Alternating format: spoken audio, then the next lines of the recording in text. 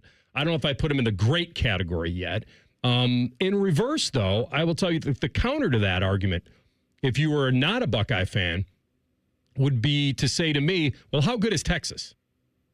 How do we know how good they are? We really don't at this point. We don't. And so that would be the counter argument. But I'm not putting Washington in the great category.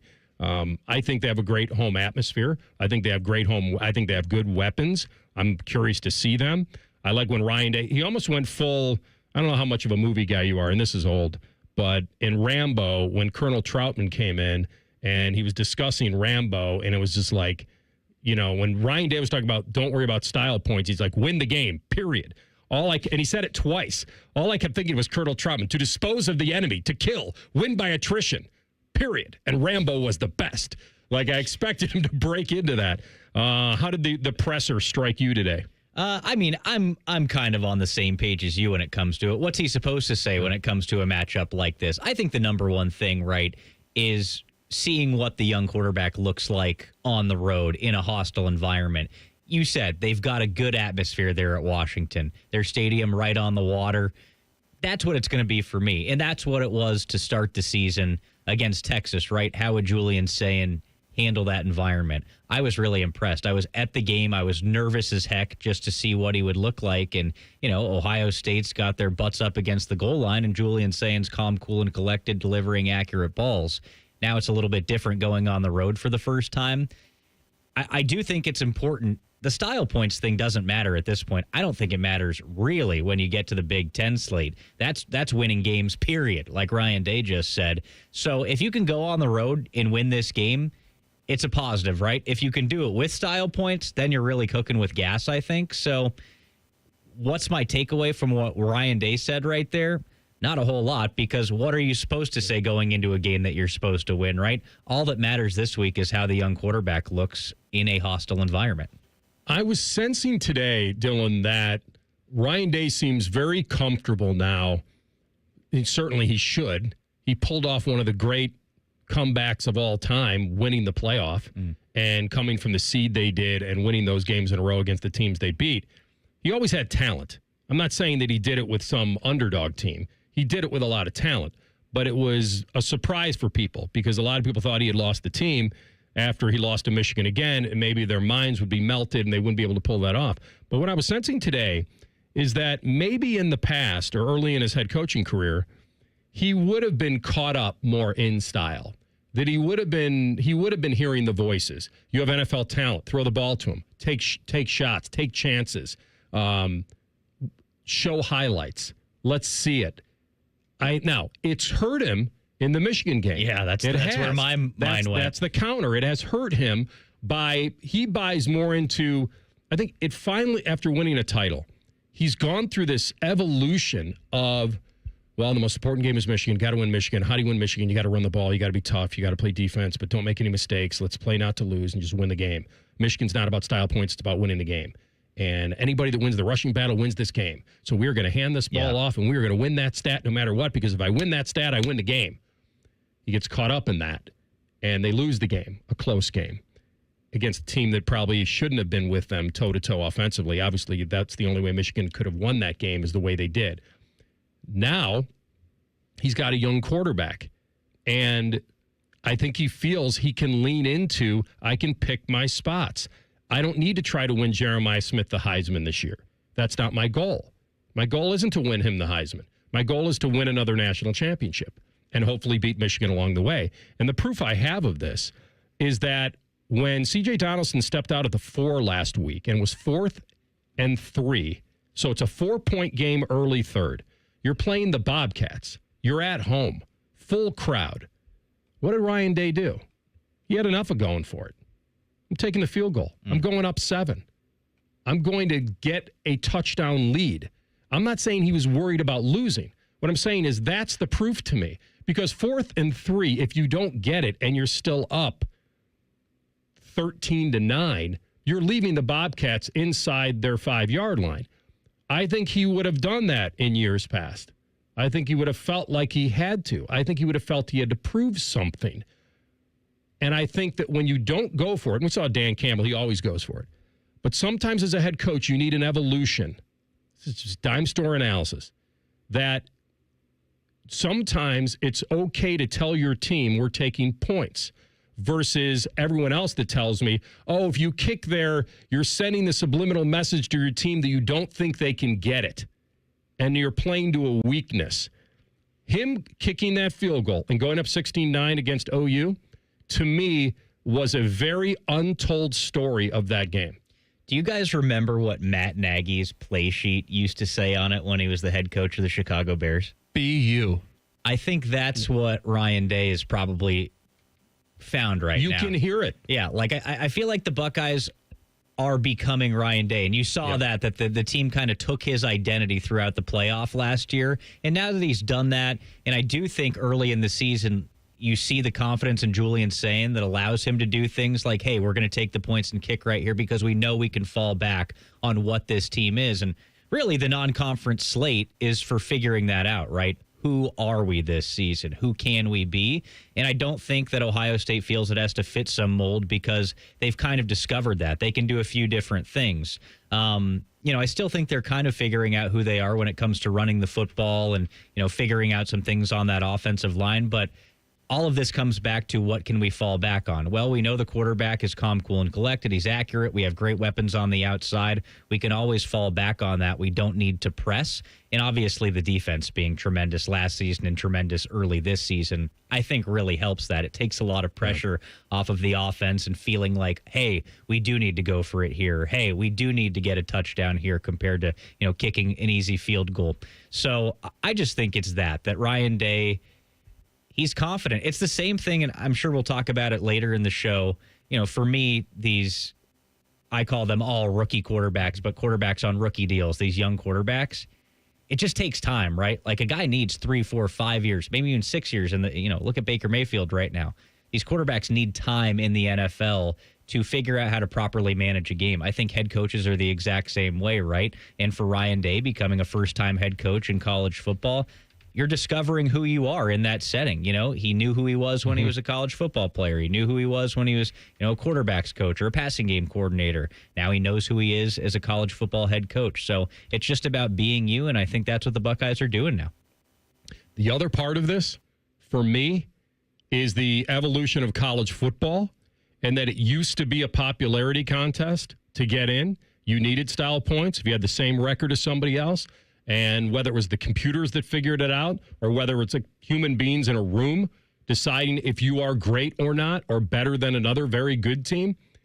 And I think now with the playoff and if you have a certain record you're getting in, and I'm not saying that style points won't help you with a bye.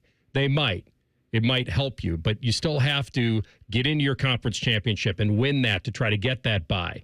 So to me, the fact that he's not coaching for a popularity contest anymore is huge because he knows most Saturdays he will have more talent than the other team from top to bottom. He is now becoming, he was asked a question today. I don't think it was just a throwaway. It was like, when did you know you were ready kind of to be able to lead this program, this team? And you know what? He answered it funny. It was actually a great quote. He's like, I don't know. You never know when you're ready to buy your first house or have your first kid. You just kind of fall into it. But my feeling is now that he's won a national title and he's up there with Tress and Urban, I do feel like now he can fall back into, I don't need to go for it. My team knows I'm confident in them. Yep. I don't need to try to win them over by being the super aggressive coach when I don't have to be. He saw Julian Sayin get tripped up at the goal line. He went for it early. All right? He went for it early, didn't get it. He missed a guy in the flat, right? He was open. And then he got tripped. Like, he's got a young quarterback. You don't think Ryan Day has a good handle on his relationship with Julian Sayin by not going for it on 4th and 3 down in the closed end of the shoe against the Bobcats? He must have, because he's got to be thinking, okay, if I don't go for it and I take this ball out of Julian's hands and I kick a field goal, how will that make him feel? Well, he did it, so he must know. Yeah. And they must have a great relationship. This goes back to, like, now that he's won, he has full power in what he wants to be. You love golf, I love golf. This is a guy who goes for it all the time and never wins. And then once he wins, guess what he's allowed to do next? Lay up. He's allowed to do it because everyone is not hammering him like, I can't believe this guy won't go for it. I can't believe he won't play aggressive. He can't win. He's afraid to win. Ryan Day's already won.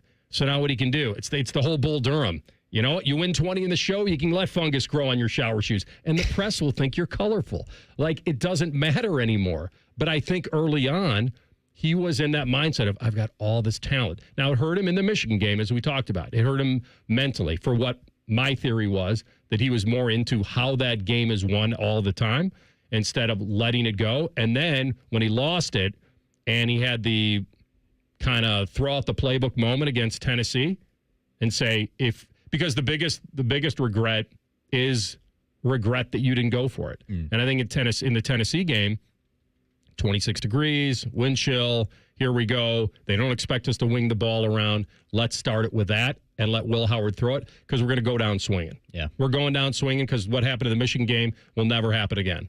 At least that's what his mindset is. Now we'll see when they play Michigan again on the road. But I heard in that press conference today, which was, 20, 25 minutes, there was a lot of cliche. There was a lot of, all the RBs will touch the ball and, they're a great team and this is going to be a big test and all that.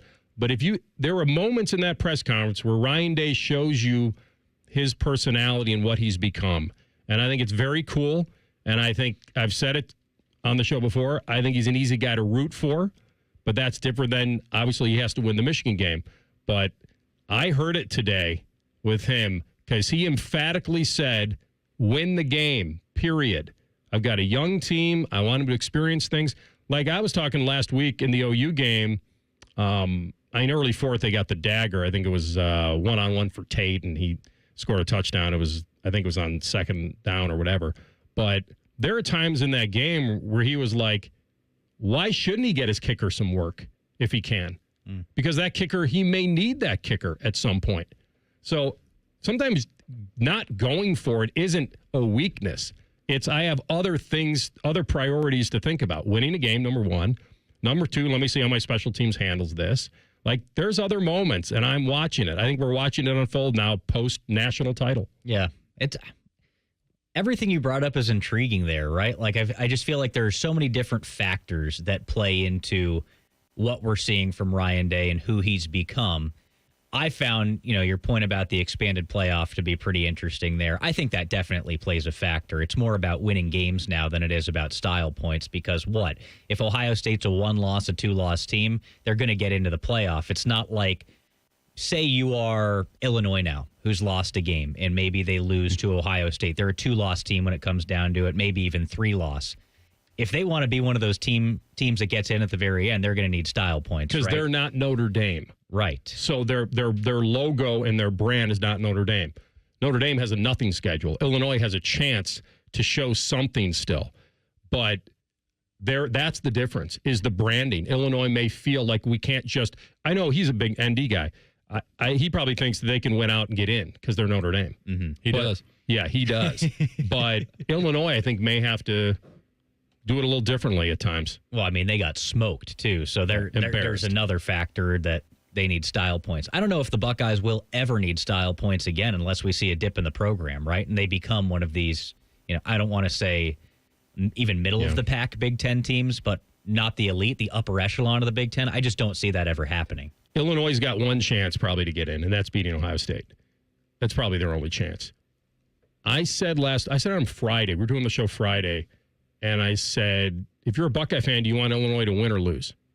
And because if they win and they're like legit, it's a little weirder.